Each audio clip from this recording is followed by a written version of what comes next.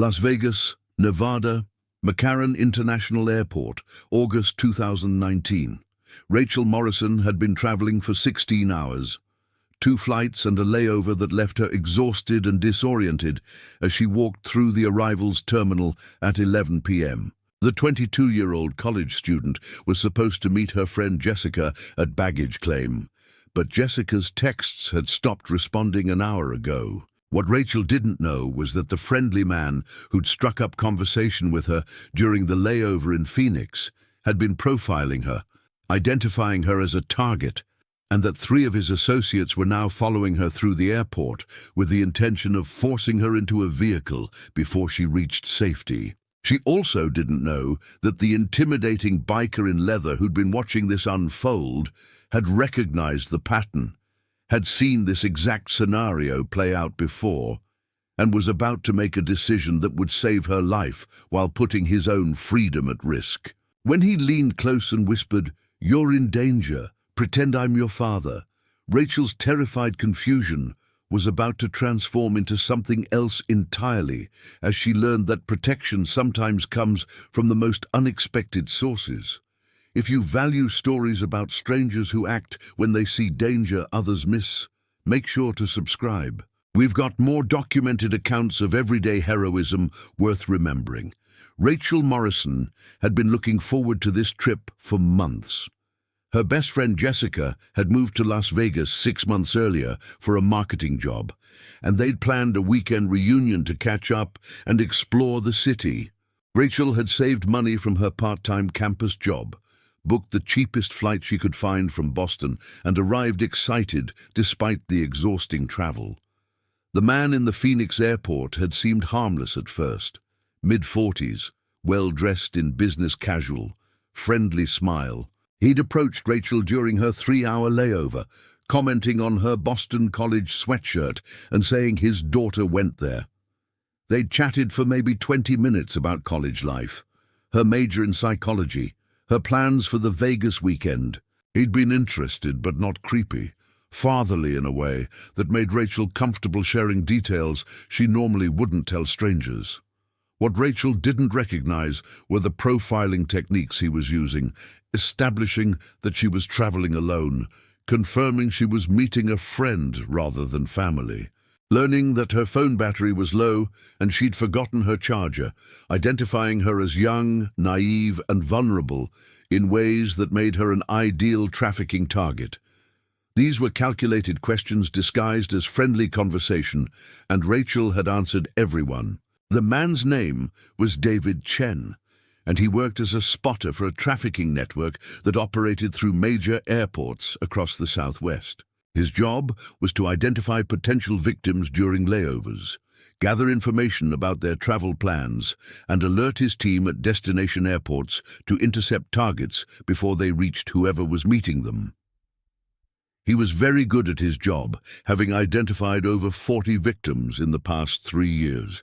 After his conversation with Rachel, Chen had sent a text to his Las Vegas contacts with her description, flight number, and the information that she'd be meeting a friend named Jessica at baggage claim around 11 p.m. The message included his assessment: ideal target, alone, exhausted, phone dying, friend meeting her, easy intercept. The Las Vegas team consisted of 3 men who positioned themselves in the arrivals area. Their plan was simple and had worked dozens of times before. One would approach with a sign bearing Rachel's name, claiming to be sent by Jessica, who'd been delayed. The other 2 would be positioned to block any escape route if she resisted. Once they had her in a vehicle, she'd be transported to a house where she'd be held until they could move her into the trafficking pipeline that supplied brothels and private clients across the region. What none of them had anticipated was Michael "Wrench" Anderson, a 48-year-old former Marine and current member of the Leather Knights MC, a veterans motorcycle club based in Henderson, just outside Las Vegas. Wrench had been at the airport picking up a club brother arriving from a different flight, and he'd noticed the trafficking team's setup immediately. Wrench had spent 6 years working with anti-trafficking organizations after retiring from the Marines. He'd been trained to recognize the patterns traffickers used: the positioning and behavior that identified spotter teams at airports, bus stations, and other transit hubs. He'd seen the three men taking positions around baggage claim, noted their coordination and the way they scanned arriving passengers rather than looking for specific individuals. This wasn't people waiting for flights. This was predators hunting. When Rachel emerged from the secure area, Wrench saw her check her phone with a confused expression, then look around baggage claim for someone who wasn't there. She fit the profile perfectly. Young woman traveling alone, looking lost and vulnerable. Exactly the kind of target traffickers preferred. And he saw one of the three men begin moving toward her with a smile and a handwritten sign that said, "Rachel Morrison."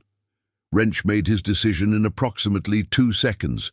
He walked quickly to Rachel and positioned himself between her and the approaching man, leaning close to speak quietly but urgently in her ear.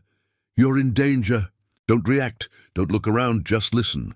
I'm Wrench. I'm a Marine veteran, and there are 3 men here trying to abduct you. Pretend I'm your father. Hug me, act happy to see me, and I'll get you somewhere safe." Rachel's immediate instinct was to pull away from this intimidating stranger in leather, but something in his voice stopped her. The urgency was genuine. The fear in his eyes was for her, not of her. And when she glanced past him, she saw the man with her name on a sign stop his approach, his expression shifting from friendly to calculating. She made a choice to trust her instincts. She hugged Wrench and said loudly, "Dad, I'm so glad you're here. Did Jessica tell you she couldn't make it?"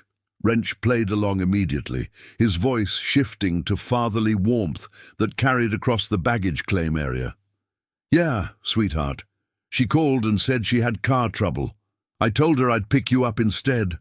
Let's get your bag and get home. Your mom's got dinner waiting." He kept his arm around Rachel's shoulders as they walked toward the baggage carousel, positioning his body between her and the 3 men who were now conferring quietly near the exit. Wrench pulled out his phone and made a call that Rachel could hear. "Snake, I'm at McCarran with my daughter Rachel. Need you and a couple guys to meet us at the south parking exit in 10 minutes. We've got a situation." He paused, listening. "Yeah, that kind of situation. 3 of them that I can see. I'll explain when you get here." Rachel was processing this surreal turn of events while retrieving her suitcase. This stranger had just claimed to be her father, had called someone for backup, and was treating her like they actually knew each other. Her rational mind was screaming that this could be another danger, but her intuition was insisting that Wrench was protecting her rather than threatening her. "And what's happening?" she whispered as they walked toward the exit. "Those 3 men work for a trafficking network. They were going to grab you, tell you they were sent by your friend, and get you into a vehicle. Once they had you, you'd disappear into a system that's very hard to escape. I've worked with anti-trafficking organizations for years. I know what it looks like. How do I know you're not one of them?" It was a smart question, and Wrench respected it. "Because I'm taking you to a well-lit public area where several witnesses are about to arrive, and I'm going to let you call whoever you want on my phone to verify you're safe. Traffickers isolate victims. I'm doing the opposite." They reached the parking area to find 6 motorcycles pulling up, riders in leather vests that identified them as Leather Knights MC.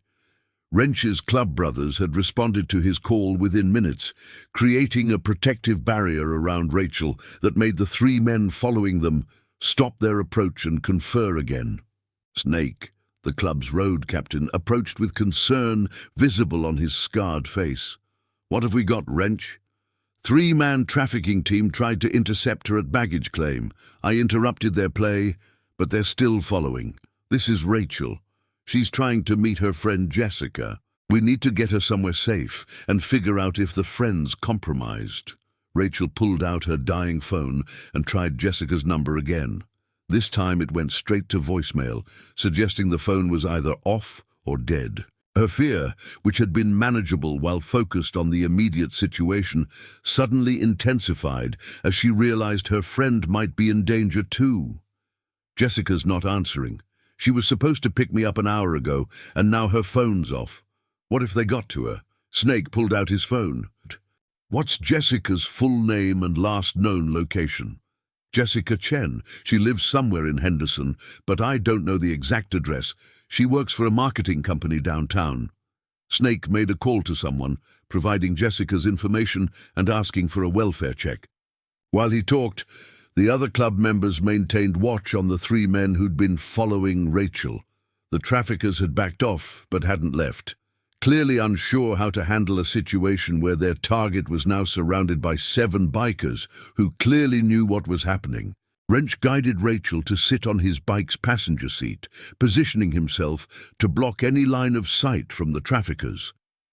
"Rachel, I need you to call your parents right now. Tell them you're safe, but that there was a situation at the airport. Give them my name and this club's name. Let them know you're with people who are protecting you until we can sort this out." Rachel made the call with shaking hands, trying to explain to her bewildered mother that she was safe with a motorcycle club because traffickers had tried to abduct her at the airport. Her mother's panic was audible, even to the bikers standing nearby. "Mom, I'm okay. I'm surrounded by 7 bikers who stopped the men who were trying to grab me. Yes, I know how that sounds, but Mom, they called for a welfare check on Jessica and they're taking me somewhere public and safe. Just please trust me." Something bad was about to happen, and these people stopped it. The conversation continued for several minutes, with Rachel's mother demanding to speak to Wrench. He took the phone and provided his full name, his military service record, and the contact information for the anti-trafficking organizations he volunteered with. He explained calmly and clearly what he'd observed and why he'd intervened. "Mom, your daughter showed every sign of being a trafficking target. Alone, exhausted, phone dying, friend not responding. The team that was moving to intercept her had the exact positioning and behavior I've been trained to recognize. I'm a Marine veteran, and I've worked trafficking interdiction. My club and I are going to make sure she's safe until we can verify her friend's situation and get her to proper authorities." Whatever Wrench said convinced Rachel's mother, because when Rachel got her phone back, her mother's voice was calmer. "Honey, he gave me numbers to call to verify who he is. I'm doing that now, but he sounds legitimate. Stay with them until we figure this out. I'm booking a flight to Vegas tonight." Snake returned from his call with concerning news. Henderson PD did a welfare check on Jessica Chen's apartment. Door was open. Signs of struggle, no one present. They're treating it as a possible abduction and asking if we have information about Rachel's situation that might be connected. The implications hit Rachel like physical force. Jessica had been grabbed. Probably because she was Rachel's pickup. Probably to eliminate any interference with taking Rachel. Her friend was missing because of her. "We need to call the police," Rachel said, her voice breaking. "Jessica's in danger because of me." "We're way ahead of you," Snake replied. "I've got a contact in LVMPD's human trafficking unit. She's on her way here now.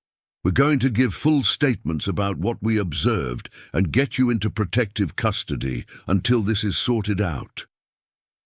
The 3 traffickers, realizing that law enforcement was being called, made a decision to abort. They walked quickly toward the parking structure, splitting up to reduce the chance of being followed. Wrench signaled 2 of his club members to document their license plates and descriptions while staying at safe distance. Detective Sarah Martinez from LVMPD's Vice Division arrived 25 minutes later, accompanied by 2 uniformed officers. She knew Wrench from his anti-trafficking volunteer work and trusted his assessment immediately. "Wrench, what have we got?" "Textbook airport intercept. 3-man team waiting at baggage claim. One approached with sign bearing her name, claiming friend sent him. I interrupted before they could isolate her. Her actual friend Jessica Chen is missing from her Henderson apartment with signs of struggle. I think they grabbed the friend first to eliminate pickup, then tried for Rachel." Martinez turned to Rachel. I need you to tell me everything. Start with the flight and don't leave anything out. Rachel told Detective Martinez everything, starting with the conversation in Phoenix with the man who'd claimed to have a daughter at Boston College. As she described the interaction, Martinez's expression grew increasingly grim. Every detail Rachel remembered. His questions about her travel plans, his interest in whether she was meeting family or friends, his casual inquiry about her phone battery, fit the pattern of trafficking spotters that Martinez had studied for 8 years working sex crimes. "Did he give you his name?" Martinez asked. "David something. He had a business card, but I didn't keep it. He said he worked in pharmaceutical sales." Martinez pulled out her phone and showed Rachel a photo array of 6 men. "Is he in here?" Rachel identified him immediately. Third photo from the left. "That's him. Who is he?" "David Chen. We've suspected him of being a spotter for a trafficking network for 2 years, but haven't been able to build a case.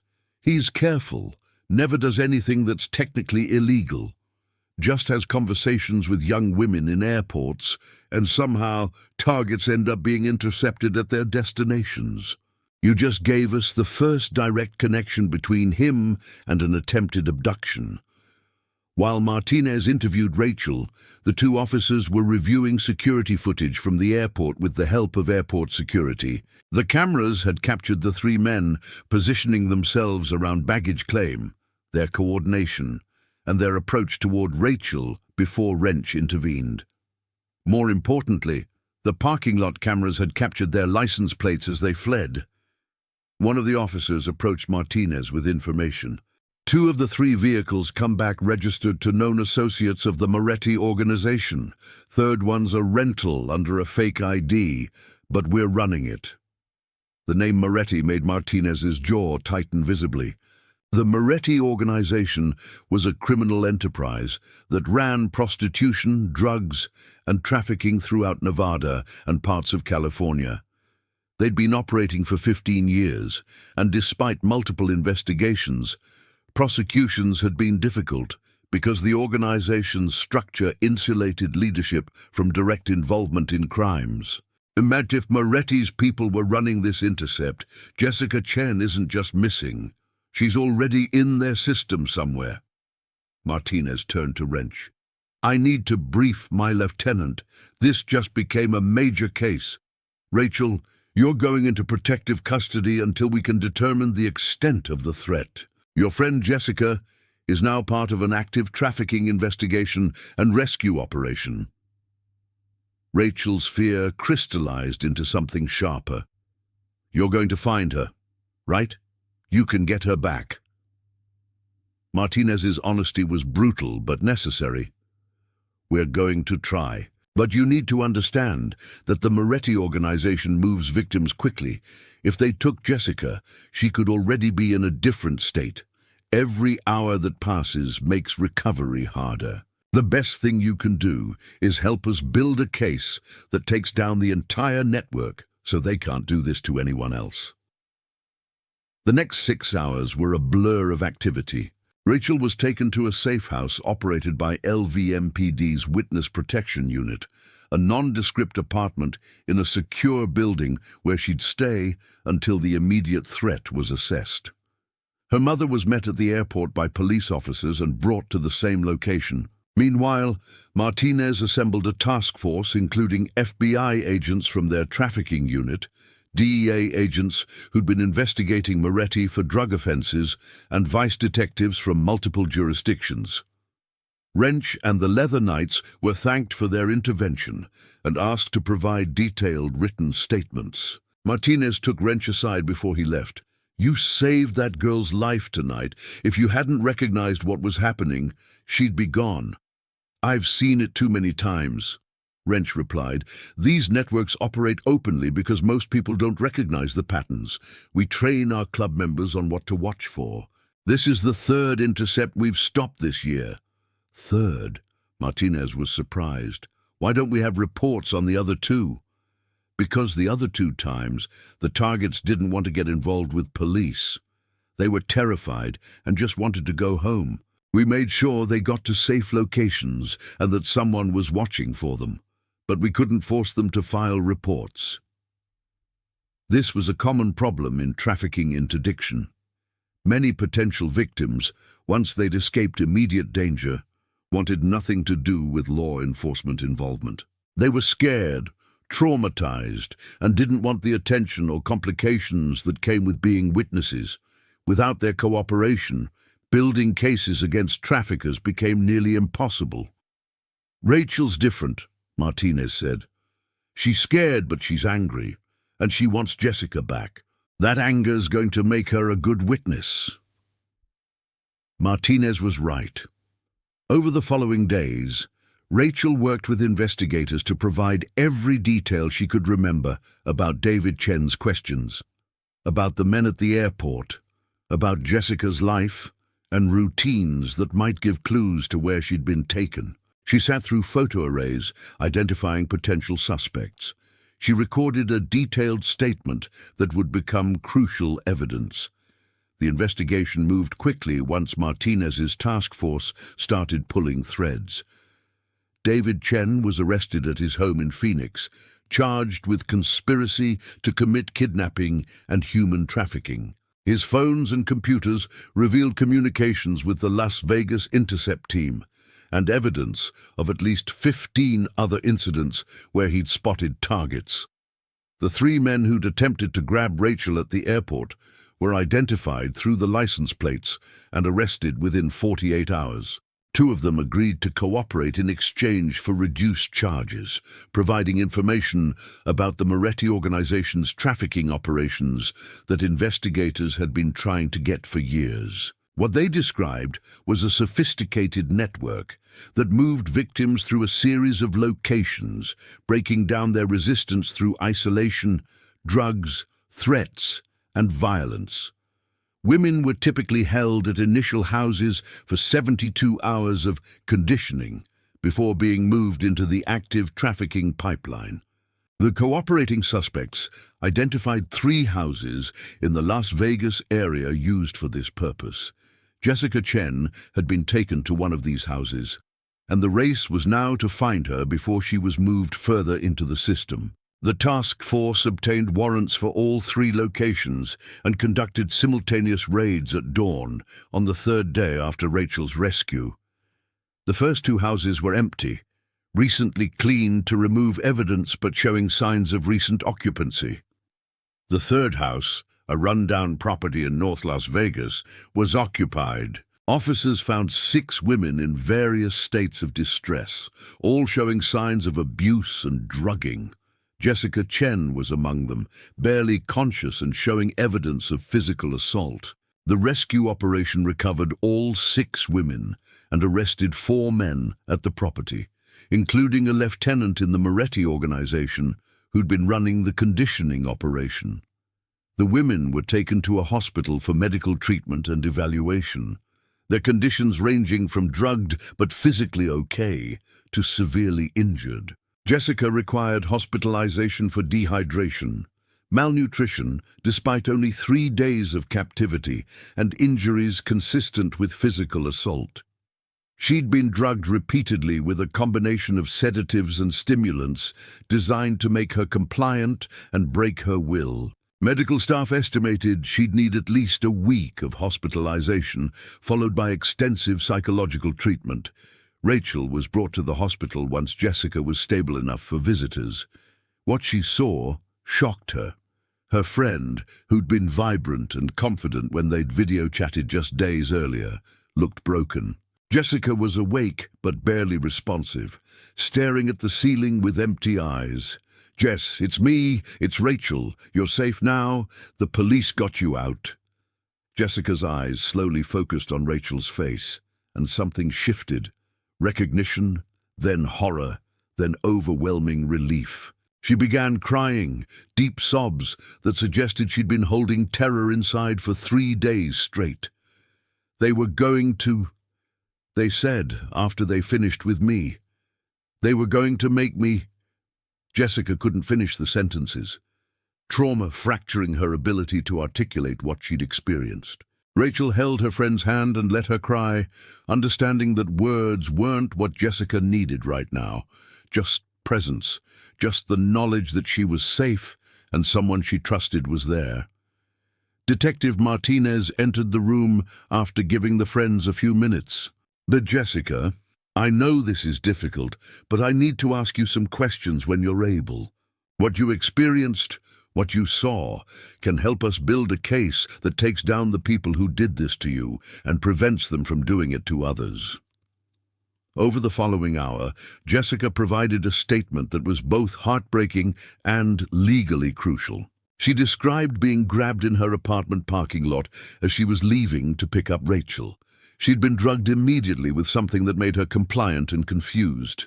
She'd been taken to the house, where she'd spent 3 days being told she was going to become a prostitute, that her family would be killed if she didn't cooperate, that she might as well accept her new life because no one was coming to save her. The men at the house had assaulted her repeatedly, breaking down her sense of self and autonomy in preparation for moving her into active trafficking. She'd been kept drugged just enough to prevent resistance, but not enough to make her useless for their purposes. She'd heard them discussing Rachel, saying they had someone coming in from Boston who'd be trained alongside her. "They talked about you like you were guaranteed," Jessica told Rachel. "Like they already had you. They said the spotter in Phoenix had confirmed you were perfect and the airport team would have you by midnight. When you didn't show up, they got really angry, started making calls, trying to figure out what went wrong." Martinez recorded all of this, building a prosecution case that would eventually include testimony from 6 victims, 4 cooperating defendants, and extensive physical evidence. The case against the Moretti organization was becoming overwhelming, connecting leadership to specific trafficking operations in ways that previous investigations had failed to achieve. But the immediate victory of rescuing Jessica was tempered by the reality of what she'd lost. 3 days of trauma had fundamentally changed her. The vibrant, confident woman Rachel had known was going to need months or years of therapy to recover, if full recovery was even possible. And 5 other women rescued from that house had similar trauma, their futures equally damaged by what they'd experienced. Rachel struggled with guilt that she couldn't rationalize away. If she hadn't planned this trip, Jessica wouldn't have been targeted. If she'd charged her phone, maybe she'd have gotten Jessica's distress messages. If she'd been more careful about talking to strangers in Phoenix, maybe David Chen wouldn't have identified her as a target. The logic was flawed. None of this was Rachel's fault, but trauma doesn't follow logical paths. Wrench visited Rachel at the safe house 3 days after Jessica's rescue, checking on how she was handling everything. He'd been through enough trauma himself to recognize the signs of someone spiraling into guilt and self-blame. "Well, you didn't do anything wrong," he told her directly. "Predators are skilled at manipulation. Chen has done this dozens of times. You couldn't have known."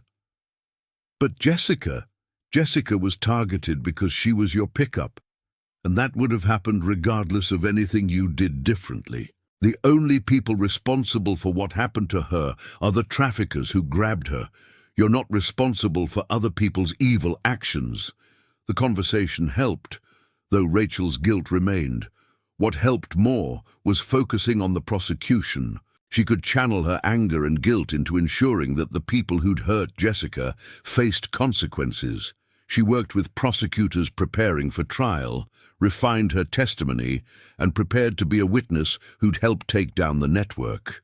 The trial of the Moretti organization members began in March 2020, 7 months after Rachel's near abduction.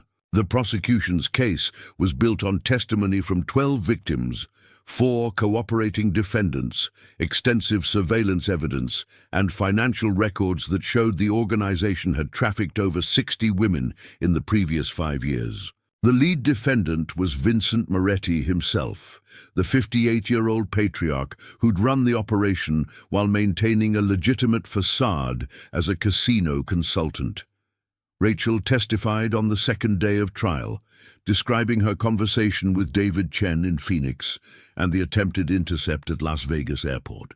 Her testimony was clear and detailed, and her credibility as a witness was unshakable. Defense attorneys tried to suggest she'd misunderstood the situation, that the men at the airport might have legitimately been sent by Jessica, but the evidence undermined that argument completely. Jessica testified 3 days later, and her testimony was devastating. She described the 3 days of captivity, the systematic abuse designed to break her will, the threats against her family, and the drugs that kept her compliant while destroying her sense of self. Several jurors were visibly affected, and 2 had to take breaks during her testimony. "They told me I was going to be a prostitute," Jessica said, her voice steady despite the tears. "They said I'd work for them until I was used up. And then they'd dispose of me. They said my friend Rachel was coming and she'd be trained alongside me. They talked about us like we were products, not people." Defense attorneys tried to discredit Jessica by suggesting the drugs had affected her memory or that she'd misunderstood what was happening. But the medical evidence, the testimony of the other 5 women rescued from the house, and the recorded statements of cooperating defendants all corroborated her account. Wrench testified as an expert witness on trafficking patterns, explaining how airport intercepts worked and why he'd recognized the situation as an attempted abduction. His military service record and his work with anti-trafficking organizations gave him credibility that the defense couldn't undermine. He walked the jury through exactly what he'd observed and why each element had raised red flags. "I've been trained to recognize these patterns through work with the Department of Homeland Security and multiple anti-trafficking non-profits," Wrench explained.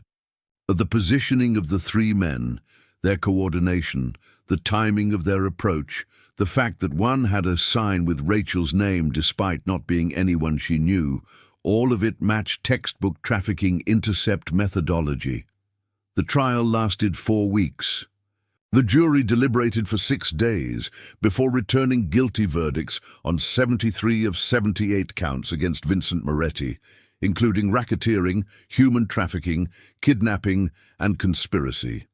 His sentence, delivered in May 2020, totaled 3 consecutive life sentences, plus 140 years, ensuring he'd die in federal prison. 8 other organization members received sentences ranging from 15 years to life, effectively dismantling the trafficking network that had operated in Nevada for over a decade. Federal prosecutors estimated the convictions would prevent hundreds of future victims from being trafficked through the Moretti pipeline. But the legal victory, while significant, couldn't undo the damage done to the victims. Jessica Chen spent 8 months in intensive trauma therapy, working with specialists who understood trafficking survivor psychology. She'd lost her job, been unable to maintain her apartment, and moved back to California to live with her parents while she recovered. The 3 days of captivity had fractured something fundamental in Jessica's sense of safety. She developed severe PTSD with panic attacks triggered by unexpected noises, crowded spaces, or anyone approaching her from behind. Simple activities like grocery shopping or riding public transit became ordeals that required planning and support. Rachel dropped out of Boston College for a semester to support Jessica's recovery and deal with her own trauma. She'd been in immediate danger for less than an hour, but the knowledge of what had almost happened, combined with guilt about Jessica's suffering, created psychological effects that required professional treatment. She worked with a therapist who specialized in trauma and survivor's guilt, slowly learning to separate her responsibility from the traffickers' actions. The relationship between Rachel and Jessica was complicated by the trauma. They'd been best friends, but now their connection was inseparably linked to horrific experiences that neither could forget. Jessica sometimes couldn't look at Rachel without remembering the traffickers discussing her. Rachel sometimes couldn't talk to Jessica without feeling crushing guilt about the trip that had triggered everything. Their therapists recommended taking space to heal individually before trying to rebuild their friendship. It was painful, but necessary advice. By fall 2020, they were communicating weekly, but not trying to resume the closeness they'd had before. Both understood that their friendship might never recover to what it had been, and grieving that loss was part of processing the trauma. Wrench stayed in contact with both women, checking in monthly and offering support without being intrusive. He'd seen enough trauma survivors to understand that recovery wasn't linear, and that sometimes the most helpful thing was just being consistently available without expectations. In November 2020, Wrench invited Rachel and Jessica to attend a Leather Nights MC event focused on trafficking awareness and prevention. Both women were hesitant initially, but their therapists encouraged attendance as a way to transform their trauma into purpose. They agreed to go together, supporting each other through the anxiety of being in public at a large event. The event was held at a community center in Henderson, attracting over 300 people, including law enforcement, social workers, trafficking survivors, and motorcycle club members from across Nevada. The focus was on education, teaching people to recognize trafficking patterns, understand how predators operated, and know what to do if they witnessed potential trafficking situations. Rachel and Jessica attended a workshop on survivor advocacy, learning about organizations that help trafficking victims rebuild their lives and ways they could contribute to prevention efforts. Both found the experience empowering in ways they hadn't expected. Being in a room full of people who understood trafficking from professional or personal experience made them feel less alone in their trauma. During a break, a woman approached them, one of the 5 others who'd been rescued from the house where Jessica had been held. Her name was Maria, and she'd been held for 6 days before the raid. She'd testified at trial, but Rachel and Jessica hadn't spoken to her beyond brief interactions at the courthouse. "I wanted to thank you both," Maria said. "If Rachel hadn't been rescued, and if she hadn't cooperated with police, they wouldn't have found the rest of us as quickly. Every day in that house felt like dying slowly. You saved our lives by helping investigators move fast."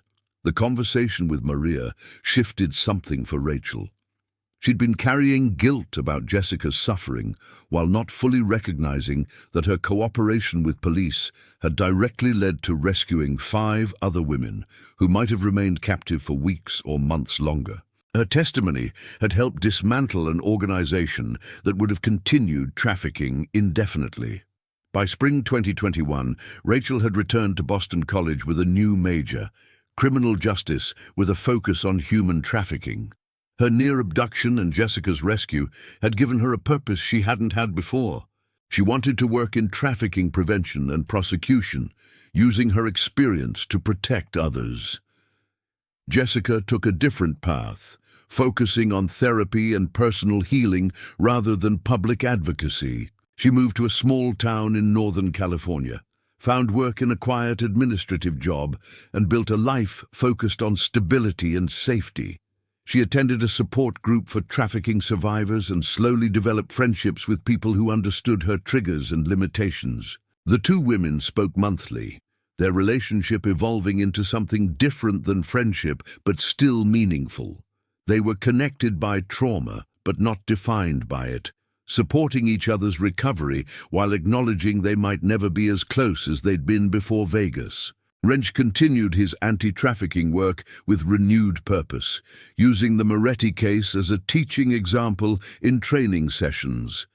The Leather Nights MC expanded their trafficking awareness program, training all members to recognize patterns and providing wallet cards with hotline numbers and intervention protocols. The club's visibility and tough appearance made them effective witnesses. When bikers reported suspicious activity, people paid attention. The program spread to other motorcycle clubs across the Southwest, creating a network of trained observers who watch for trafficking indicators at truck stops, rest areas, and transit hubs. In the 2 years following the Moretti prosecution, this network reported over 40 suspected trafficking situations, leading to 12 confirmed rescues. Detective Martinez was promoted to sergeant and given expanded responsibility over LVMPD's trafficking investigations. She credited Wrench's intervention with Rachel as a turning point that allowed them to build the case they'd been trying to make against Moretti for years. The partnership between law enforcement and motorcycle clubs became a model that other jurisdictions studied and replicated. By 2023, Rachel had graduated from Boston College and was accepted into an FBI training program focused on trafficking investigation. Her personal experience, combined with her academic credentials, made her an ideal candidate. She started her training in Quantico that fall, determined to spend her career fighting the same kind of networks that had nearly destroyed her and Jessica. Jessica, meanwhile, had found peace in her quiet Northern California life. She'd met someone through her support group, another survivor who understood trauma without needing explanations. They built a relationship carefully, both bringing damaged histories but also hard-won wisdom about healing and patience. On the 4th anniversary of the airport incident in August 2023, Rachel visited Jessica in Northern California. They hadn't seen each other in person for over a year, both needing distance to heal, but the anniversary felt significant enough to mark together. They drove to a beach and walked along the shore, talking about how their lives had changed and where they were heading.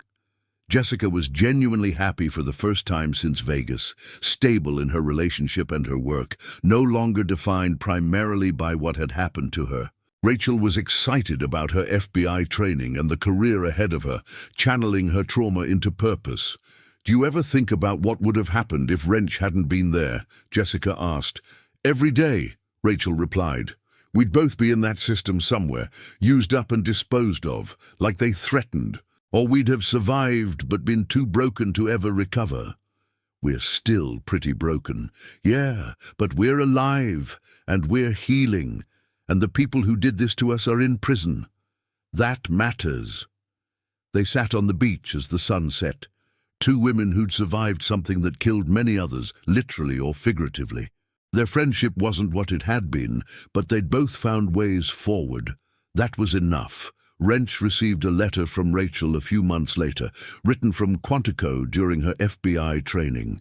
She thanked him for saving her life and for staying in touch during her recovery. She told him about her training and her plans to work trafficking investigations, and she shared something that had taken her 4 years to fully understand. "You gave me back my future that night at the airport. But more than that, you taught me that safety sometimes comes from unexpected places, that strangers can be protectors, and that one person's decision to act can change everything. I'm going to spend my career being that person for others who need it. Thank you for showing me what that looks like." Wrench kept that letter in his wallet, next to the Leather Knight's MC card he carried. It reminded him why the club's code mattered, why training members to recognize danger was important, and why intervention was worth the risk, even when legally complicated. The Moretti organization's dismantling had larger effects beyond the immediate victims. Other trafficking networks in Nevada became more cautious, knowing that law enforcement had developed better investigation tools and community partners. The airport intercept method became less common as word spread that bikers and other observers were trained to recognize the patterns. But trafficking didn't disappear. It adapted, found new methods, continued operating in ways that were harder to detect. The fight was ongoing, and victories like the Moretti prosecution were meaningful but not permanent solutions. Rachel understood this as she completed her FBI training and prepared for her first assignment. Trafficking was a systemic problem requiring sustained effort, not a battle that could be won through single prosecutions. But each victim rescued, each network dismantled, each predator imprisoned represented a victory worth fighting for. On the 5-year anniversary of the airport incident in August 2024, the Leather Knights MC held a memorial ride honoring trafficking survivors and raising funds for recovery programs. Rachel attended as a newly minted FBI agent. Jessica came with her partner, and dozens of other survivors and advocates gathered to remember those who hadn't been rescued and celebrate those who had. Wrench gave a brief speech before the ride began, his voice carrying the weight of years spent fighting a battle that never fully ended. 5 years ago, I saw a young woman in danger and made a choice to intervene. That choice saved her life and led to rescuing 6 others and dismantling a network that had trafficked dozens of women. But that was one network, one night, one intervention. The real victory is what came after. Survivors who turned trauma into purpose, law enforcement who built stronger cases, communities that learned to watch for danger. That's how we actually win this fight. Not through single heroic acts, but through sustained commitment to protecting each other. The ride stretched across Nevada, hundreds of motorcycles representing clubs from across the Southwest, all united in the cause of protecting vulnerable people from predators who operated in plain sight. As they rode, Rachel thought about the terrified 22-year-old she'd been in that airport, about the stranger who'd whispered a warning that saved her life, about the journey from victim to advocate that had defined the past 5 years.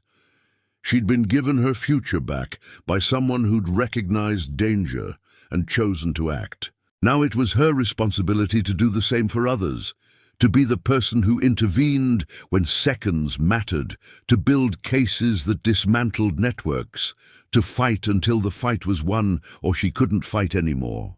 The road stretched ahead, long and uncertain, but Rachel rode it with purpose born from survival and commitment forged in trauma, transformed into mission. Behind her were 5 years of healing and growth. Ahead was a career dedicated to ensuring that other young women didn't have to experience what she and Jessica had survived. That was enough, that was everything.